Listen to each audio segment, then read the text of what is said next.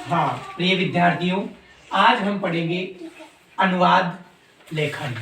देखिए, अनुवाद लेखन का मतलब होता है कि हिंदी से संस्कृत में ट्रांसलेट करना ही अनुवाद कार्य कहलाता है। तो अनुवाद कार्य करने के लिए हमें सबसे पहले तो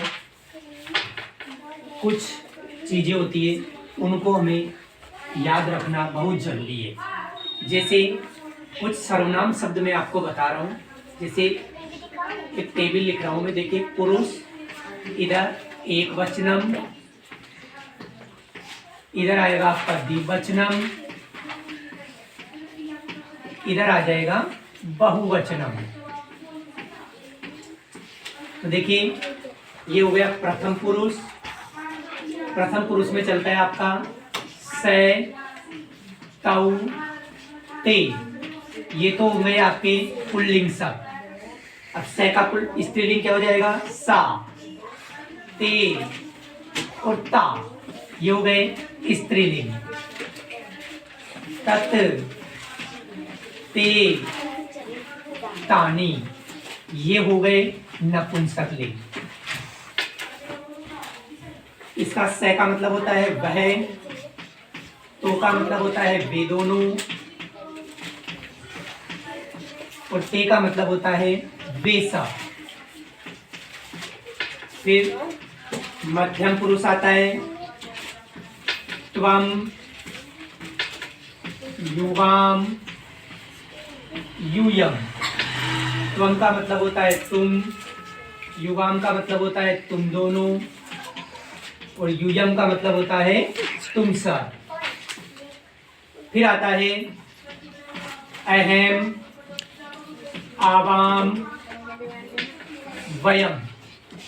अहम का मतलब होता है मैं, आवाम का मतलब होता है हम दोनों, और वयम का मतलब होता है हम सब। तो देख लीजिए, प्रथम पुरुष, मध्यम पुरुष, और ये हो गया इसका उत्तम पुरुष। अब देखिए से, तौ, ते, ये तो हो गया आपके पुल्लिंग।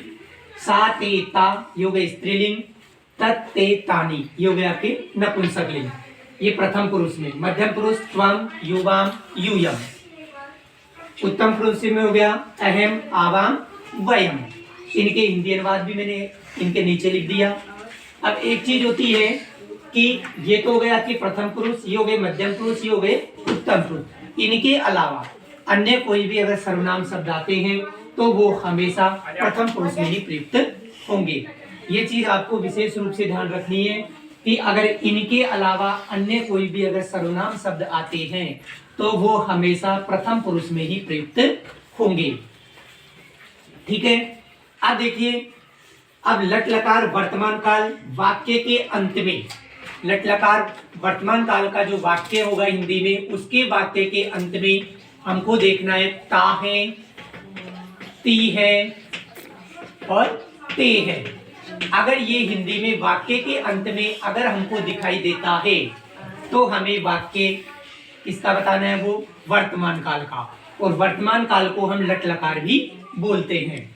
अब जैसे इसकी लट लकार वर्तमान काल की धातु कैसे चलती है? प्रथम पुरुष एक वचन हो जाएगा पठती, पठत है। जैसे हमने पठ धातु ली, पठती, पठते, पठंती। अब हो गया मध्यम पुरुष पठसी, पठत है, पठत। उत्तम पुरुष हो गया पठामी, पठावह, पठामह। देखिए, प्रथम पुरुष पठती, पठते, पठंती, पठसी, पठत, पठत, पठामी, पठावे, पठामह। ये हो गया इसका उत्तम पुरुष। ये प्रथम पुरुष, ये मध्यम पुरुष, और ये इसका उत्तम पुरुष।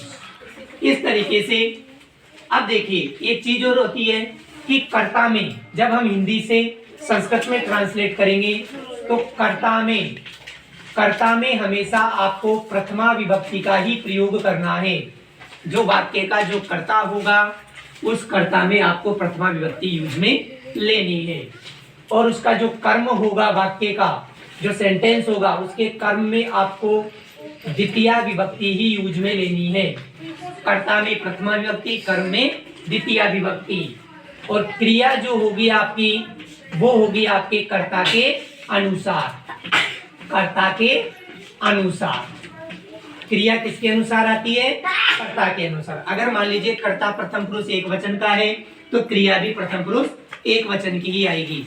अगर मान लीजिए कर्ता मध्यम पुरुष एक वचन का है तो क्रिया भी मध्यम पुरुष एक वचन की ही आएगी। तो इस तरीके से हमको ट्रांसलेट करना है। अगर मान लीजिए किसी भी शब्द के साथ कोई भी कारक चिन्ह आता है तो कारक चिन्ह देख करके हमको जो कारक चिन्ह जिस विभक्ति का है उस विभक्ति के अनुसार हमको उस शब्द में कारक चिन्ह देख करके विभक्ति को यूज करना है। अब देखिए मैं आपको कुछ एग्जाम्पल की दृष्टि से बताऊंगा कि हमें किस तरीके से यूज में लेना है। जैसे मान लो मैंने लिखा वह पढ़ता है। क्या लिखा? वह पढ़ता है। सिंपल सेंटेंस है। तो वह पढ़ता है, वह कौन हो गया इसमें? कर्ता। और पढ़ता है ये कौन हो गई? क्रिया। तो ये वाक्य कौन सा हो गया? अकर्मक क्रिया का वाक्य है। और अकर्मक है, इसमें कर्म नहीं है। जिसमें कर्म विद्यमान नहीं होता है वो अकर्मक कहलाती है, जिसमें कर्म विद्यमान होता है वह सकर्मक क्रिया कहलाती है। अब हम ये देखेंगे कि ये कौन से काल का वाक्य है। तो वाक्य के अंत में ता है आ गया तो हमको सीधा पता लग गया कि वाक्य कौन से काल का है? वर्तमान काल के। वह पढ़ता है, वर्तमान में पढ़ रहा है। तो कर्ता कौन हो गया? वह। तो वह की संस्कृत क्या बनेगी? से, क्योंकि ये पुल्लिंग है। पढ़ता है तो क्या हो जाएगा? से। अब कर्ता कौन सा है? प्रथम पुरुष एक वचन। तो क्रिया भी कौन सी आ जाएगी? प्रथम पुरुष एक वचन। यहाँ से देख करके लिख दो, पठती, वह पढ़ता है। अगर मान लो ऐसे आ जाता कि वह पढ़ती है तो वह पढ़ती है स्त्रीलिंग में तो क्या आ जाएगा? से की जगह सा। पढ़ती तो ऐसे क्रिया में किसी प्रकार का कोई परिवर्तन होगा ही नहीं, तो ये तो ऐसे की ऐसे ही पढ़ती हो जाएगा। तो वह पढ़ती है। वह हंसता है, सह हंसती। वह लिखता है, सह लिखती। वह गाता है, सह गायती। वह नाचता है, सह नृत्यति। वह नाचती है, सा नृत्यति। इस तरीके से और भी कई एग्जाम्पल आपके हो सकते हैं। जैसे एक एग्जाम्पल और दे रहा हूं, जैसे मैं आपको, ये तो एक आपका सिंपल सेंटेंस हो गया, वह पढ़ता है। देखिए लिखा था ना वह पढ़ता है, तो सिंपल वाक्य है। कर्ता प्रथम पुरुष एक वचन से, तो क्रिया भी प्रथम पुरुष एक वचन की आ जाएगी, वह पढ़ता है। अब ऐसे ही देखिए कर्म, वह रामायण पढ़ता है। वह रामायण पढ़ता है, या वह पाठ पढ़ता है, या वह श्लोक पढ़ता है, या वह गीता पढ़ता है। कुछ भी वाक्य हो सकता है। तो ये हो गया आपका कर्ता, ये हो गया आपका कर्म, और ये हो गई आपकी क्रिया। तो देखिए मैंने बताया था आपको, कर्ता में प्रथमा विभक्ति, कर्म में द्वितीया विभक्ति, और क्रिया कर्ता के अनुसार। जैसा कर्ता होगा उसके अनुसार ही हमको यहाँ पर क्रिया लगानी है। तो कर्ता, कर्ता कौन हो गया इसमें? से।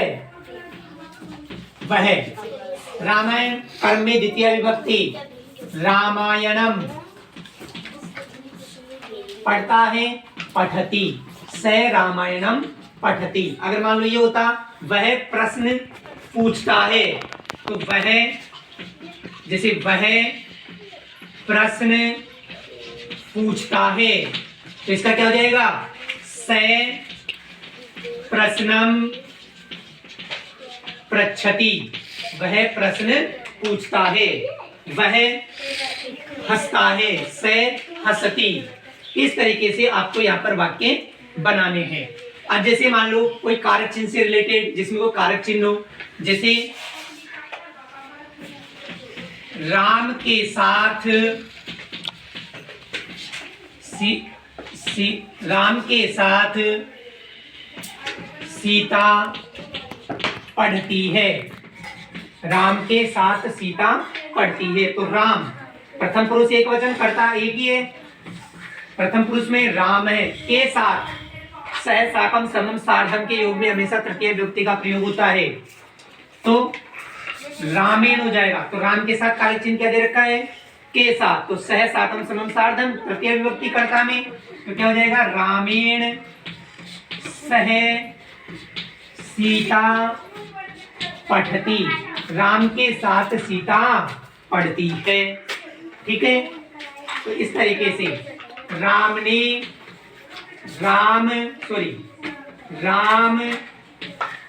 श्याम से प्रश्न पूछता है। राम किससे पूछता है? श्याम से।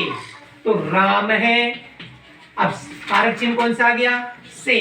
कारक चिन्ह याद करो, कर्ताने कर्म को करण से, तो करण से किस कारक चिन्ह किसके साथ आ रहा है? श्याम के साथ। राम है श्यामेन, राम श्याम से प्रश्न, कर्म में द्वितीय विभक्ति, प्रश्नम पूछता है, पृच्छति, राम श्याम से प्रश्न पूछता है। इस तरीके से आपके वर्तमान काल से रिलेटेड जो भी सेंटेंस आएंगे उनको आपको इस तरीके से कंप्लीट करना है। आज हमने लट लकार वर्तमान काल के कुछ वाक्यों को संस्कृत में अनुवाद करना सीखा है। आगे हम अगला काल पढ़ेंगे भूतकाल। भूतकाल के वाक्य हम अगली क्लास में देखेंगे, किस तरीके से भूतकाल के वाक्य हमारे चेंज होंगे। उसमें जो मैंने आपको सर्वनाम शब्द लिखाए थे सहकवती, वो तो वैसे के वैसे रहेंगे, कर्ता क्रिया कर्म वो तो उसी तरीके से चलेगी, लेकिन वहां पर केवल क्रिया चेंज हो जाएगी। भूतकाल में था है, थी है, थे आएंगी। ये हम अगली क्लास में पढ़ेंगे। आज इतना ही, धन्यवाद। वीडियो को लाइक और सब्सक्राइब करना ना भूलें।